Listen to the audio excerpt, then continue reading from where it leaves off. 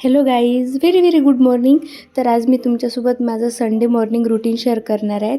आणि तुम्हाला व्हिडिओ आवडला तर नक्की लाईक शेअर सबस्क्राईब कराल आणि व्हिडिओ शेवटपर्यंत नक्की बघा. चला मग आपण व्हिडिओला स्टार्ट करू. तर आज संडे आहे, तर त्यामुळे ना मी आज सकाळी 8 वाजता उठले. मी संडेच्या वेळेस कधीच मी लवकर उठत नाही, कारण माझ्याच्यानं उठलंच जात नाही. तर आजचं ना वातावरण पण खूप छान होतं, तर मी काही क्लिप घेतले आणि ते तुमच्यासोबत शेअर करत आहे. त्यानंतर ना मग मी खाली आले आणि नंतर मग आई चहा बनवतच होती, तर मी त्याला उकळी येऊ देत आहे. तर त्याच्या अगोदर ना मी रोज 1 ग्लास मॉर्निंगला रोज पाणी पिते, कारण तशी मी 2 ग्लास प्यायची सवय लावत आहे, पण माझ्याकडनं 1च ग्लास पिला जात आहे. तर मी 1 ग्लास रोज पाणी वगैरे पिते. तुम्ही पण पीत जा, आपल्या हेल्थसाठी ना खूप छान राहते आणि हायड्रेट राहणं पण गरजेचं आहे ना त्यामुळं. इथे मी केसांना तेल लावायसाठी ना ते बॉटलमधलं तेल गरम करत आहे, कारण ना ते थंडीमुळं पूर्ण जाम झालेलं होतं, पूर्ण घोटलेलं आहे ते.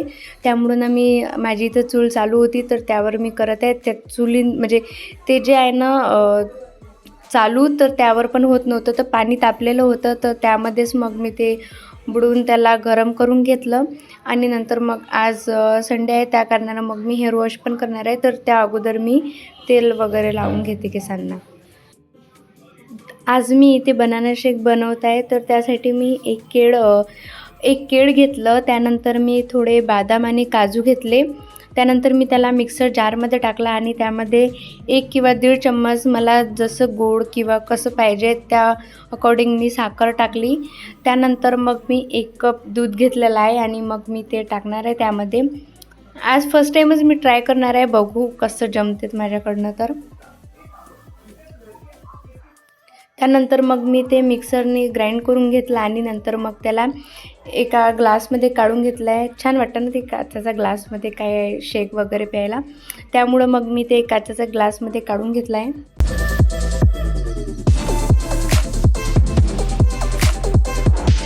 दिसायला तर खूपच भारी वाटत आहे. आता आपण त्याची टेस्ट करून बघू कसा वाटत आहे, तर कसा लागतो तर मी इथे टेस्ट केली त्याची.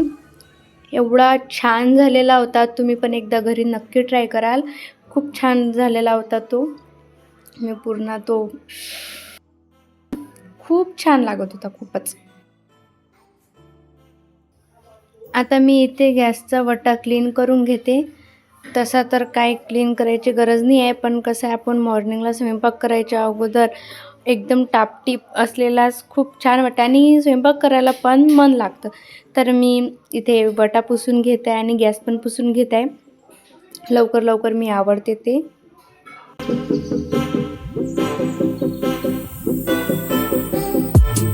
जे आपले मॉर्निंगचे काम जे राहते ना, म्हणजे जसं काही झाडून टाकायचं राहते किंवा मग वटा वगैरे पुसायचं राहते, किचनमधलं आवरायचं राहते, ते ना मला मॉर्निंगमध्ये केलेलं फार आवडतं. तर बघा इथे माझा वटा पुसून झालेला आहे बघा. त्यानंतर मग माझ्या घरी बाबांनी मेथी आणली होती, तर त्याला मी तोडून घेतली आणि नंतर मग मी लवकर आंघोळ केली. बघा मी आज हेअर वॉश पण केला.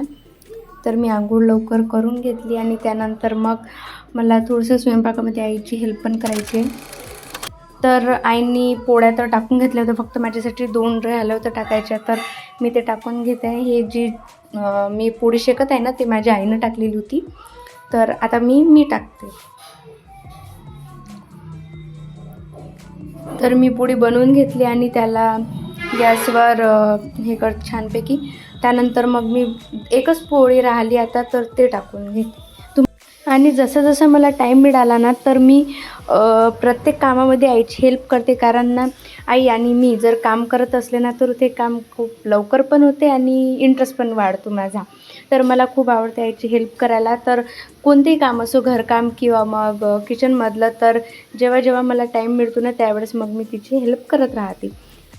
कारण माझी आई हाऊसवाईफ पण आहे आणि त्याचसोबत ते मशीनचं पण काम करते, ब्लाऊज वगैरे शिवते, तर त्या कारणानं मला तिची हेल्प करावीच लागते, कारण ती एकटी काय काय करणार, त्यामुळं मग मी करत असते.